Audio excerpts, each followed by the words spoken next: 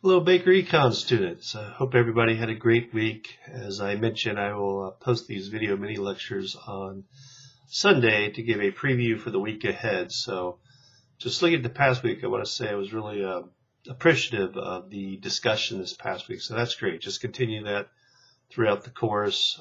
Very involved, very interactive on everybody's behalf. And I will try to jump in there and give comments as we go through. Again, I may not always be able to jump in and comment to everyone every week. I tried to get a lot of you this past week, but just depending on my schedule, and I'm going to school too at the same time as you guys are. So, but I just tried to get in there, and it was great posts. A lot of great articles that you use. So, do that same thing this week when you are looking at chapters 14 through 18. And this week we look at production and cost and the 4 different market structures. So I'll talk about that in a little bit. And just make sure you have everything wrapped up before Sunday at midnight for week 1, the same thing for week 2. And I will try to have the homework and the forum discussions graded sometime by midweek to give you some feedbacks. But other than that, let's go ahead and look at things to come this week with chapter 14 first in the production and cost. And the first idea I want to make sure everybody understands the idea of profit from a firm's perspective or an economist's perspective. If you think about like in accounting, you look at a accounting sheet like an income statement that says here's your revenues minus your cost and here's profit, and that's an accounting profit. What the economist does is they take into consideration the opportunity cost. They say, yes, if you made a 10% rate of return and your investors were expecting an 8% rate of return, you would actually be making above and beyond your expected profit. We call that an economic profit. And one of the things that, as you're going to look through these cost curves, you notice they're going to have a U shape to them. And that's because the idea of this diminishing marginal return, that you just can't keep on adding more and more of a resource into a fixed input and expect that output's going to keep growing. At some point, it's going to reach a maximum, and you could actually make yourself worse off at a limited space and time. So getting back to my example with the accounting profit and economic profit, if you just exactly cover your opportunity cost, we would call that like a zero economic profit. That doesn't quite make sense when you say that, but what it's just saying is you covered both your explicit and your implicit costs. So if you expect to make an 8% rate of return and you made an 8% rate of return from an economist's perspective, you just broke even. And if you were expected to make an 8% and you only made a 6% return, you're actually at a loss, an economic loss, because you're making a profit from the accounting perspective, but you're not making it from an economist's perspective. And the one thing I want to stress in this chapter too is that within these average total cost curves that you'll see is that we're making the assumption that those cost curves include both those explicit and that implicit opportunity cost. So a lot of this chapter, you're going to kind of see this idea of a production function. You'll see it kind of go up and then go down. But again, the main idea is there that this diminishing marginal returns are going to start kicking in. If I were to add another worker and say production went from 10 to 20, but then the next worker I added went from 20 to 25, well, we'd be at a point where we're increasing at a decreasing rate. We're still going up, but the change next time was less until we reach a maximum, and then we can actually make ourselves worse off, and our productivity would go down. So one of the things you may think about, like for your online forum discussion, your current events articles, is talk about the production process for different firms. So some firm that you're interested in. I know Tesla had some woes recently with producing the cars, and they have a huge battery factory I guess in Nevada. But think about how all these resources are allocated, and the technology that is used to do things these days. Some of the things too with these machines. If I go to Walmart or Home Depot now, it's almost like it's a different replacement of instead of people being there checking you out. It's a machine. It does a pretty good job for the most part. You have some woes once in a while. We go through those lines that something doesn't quite work properly, but it's obviously been a way that the retail stores or grocery stores have saved some money, reduced some costs. So try to think of examples like that.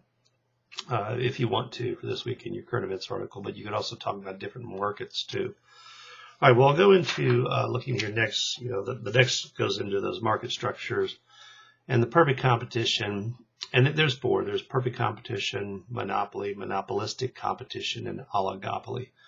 And with perfect competition, you're making assumptions about a homogeneous product, that there's easy entry and exit, that everybody has the same technology available and no one player has advantage over the other. You're pretty much a price taker in that market.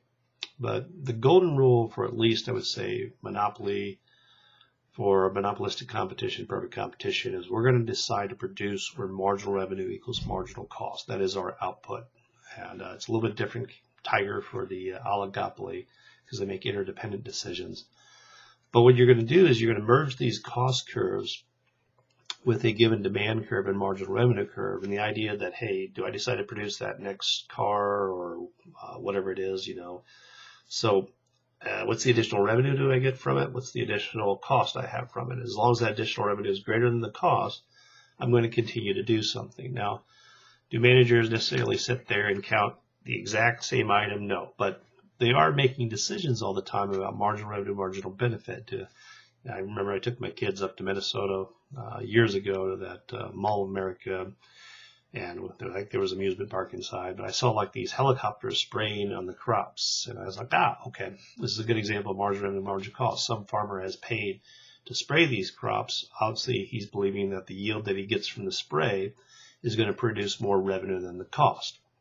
But at some point, you'd have to make a decision, how much of additional input is going to add value. You think about, even if you have a summer garden, I did it like a couple of years ago with the boys, and I was not so successful. I didn't have maybe the knowledge up here. We had pumpkins growing up on fences, and my wife and I thought that, you have this corn, all these corn stalks would come out. I was like, no, it didn't happen. They look different. So, but you think about all these inputs that you put in there: fertilizer, water, knowledge, human capital. The goal is to try to produce some maximum output.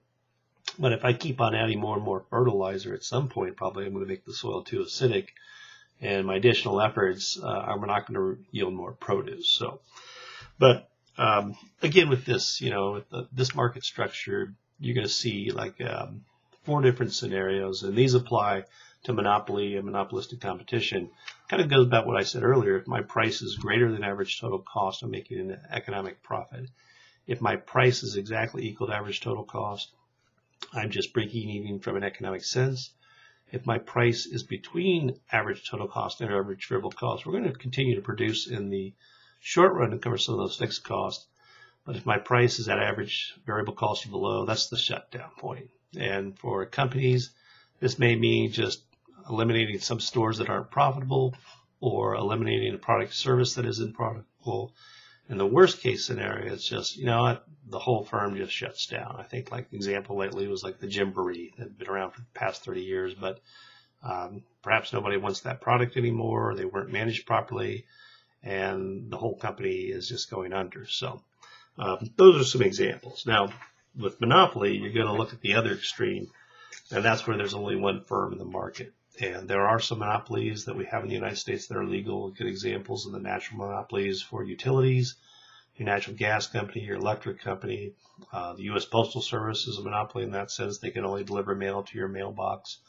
So we tend to regulate these industries because we know that the cost can be lower if we just have one firm. Imagine what your backyard would look like if you had multiple competing gas companies. You'd have pipes everywhere, and it wouldn't make sense. And that was the same thing in the history of the United States with the telephone. There were wires going everywhere between buildings, and Ma Bell just went and said, hey, let's make this simpler, one company.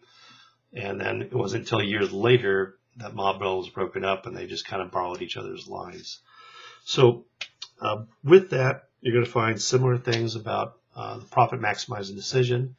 You're going to do that for monopolistic competition too. It's the same concept of where's my price relative to average total cost.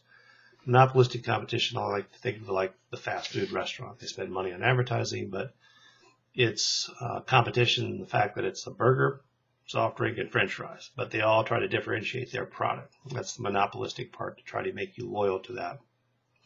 And again, you'll see them often advertised these types of firms in television quite a bit on commercials.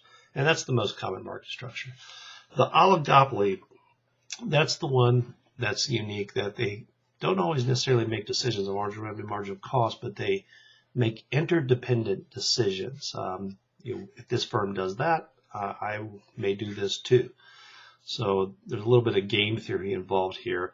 But typically, you think about the characteristics of this firm, there's just a few players. In our book, they show like the telephone, AT&T, Mobile, Verizon, and Sprint. And typically, what we call a contestable market is that the capital costs just to get in this industry are so huge, it really does exclude certain players. So just like Tesla is finding out, it's hard just to come up and start a car company. When I grew up in the 80s, there was a car named the DeLorean. It was back in the future. It was a way that the DeLorean, who used to be an executive at GM, and he came up with the Firebird, came up with the concept of the DeLorean. And he went to the British, said, hey, I know you're Irish, you're having a lot of high unemployment. I'm going to build a factory over there, but you subsidize it heavily, and it's going to work great. And it turned into be a disaster. So the British got duped for millions and millions and millions of dollars. So, but, they'll not always make decisions based on, again, a margin of revenue and margin of cost, but they do this to a degree, but it's mostly on interdependent decisions. They got to think about what the other players do in the market. And if an oligopoly engages in implicit collusion or direct collusion, it can act like a monopolist. And that's why the U.S. Justice Department will often investigate these firms, because they're very highly concentrated in an industry. So, well, that's kind of a summary of things you're going to look at this week. So I went a little bit longer this week than probably I normally would, but I just want to capture some of the main ideas. But look forward to talking online, and you have a great week.